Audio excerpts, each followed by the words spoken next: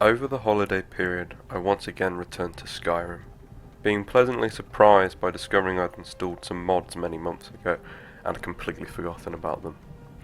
Starting a new game, I headed into Riverwood, then Whiterun, and finally back to Falkreath to frolic amongst the trees, following a road around Lake Clinolta and down into the city. A thought struck me: why is Falkreath not underwater? Hey, you. Finally awake. Falkreath, the city itself, is in a large bowl, with mountains directly bordering it to the north, and cliffs, foothills in the Gerald Mountains to the south. A small yet strong stream flows into the town from the northern mountains, starting near South Shurik Wind Bastion, and ending in a pool by the watermill. The water disappears down a small opening. This is not shown as draining back into Lake Clinolta, and secondly, it could not, as the lake sits at a much higher elevation than the city, and indeed the pool does, as you can see here. And as far as I know, water doesn't flow uphill. North of Bone Chill Passage, a second stream starts and runs downhill, following the same layout as the road from Helgen to Falkreath. Again, this simply ends in a pool. Where does this water go?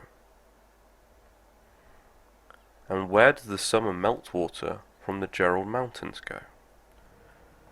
Trees. Trees are the answers, you might say. Falkreath is full of trees, and perhaps the trees would drink up the water from these streams.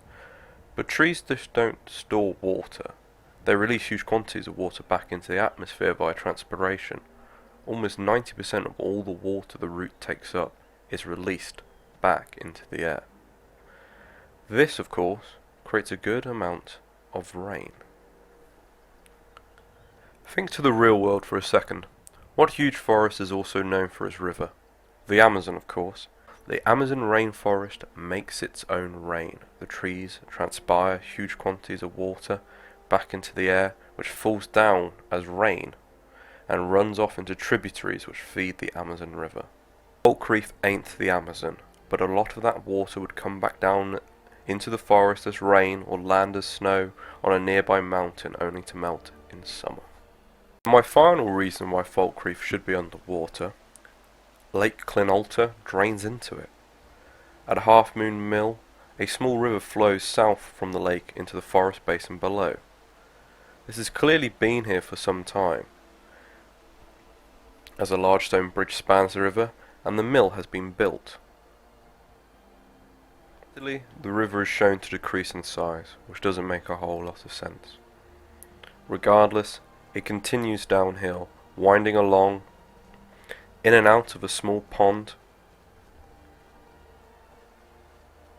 before ending in Evergreen Grove, a flooded Nordic ritual site. This large pond does not seem to drain anywhere. If the trees were absorbing the water, then most of it would fall down as rain again. As discussed, bouts of heavy rain or a lot of winter meltwater into Lake Clinolta would surely cause a torrent of water to come crashing down into the grove, flooding it more, overspilling, and flooding elsewhere below it. Rain would fall, collecting onto the water-logged ground and slowly building up as it has nowhere else to drain to. In red I have the inflows, the river and two streams as discussed. Blue is the general area, which looks to be lower than Lake Clinolta and lowland in general. And finally, where I think the lake, this new lake, will end up flowing out of. Why does this matter? Objectively it doesn't, but I still thought it was fun to do. A final word, I've been pronouncing it as Lake Clinolta. The two L's at the start is similar to in Welsh, where you have two L's to make a cl sound, as in Llandudno. Hope you enjoyed this, and I probably won't do another video for several years.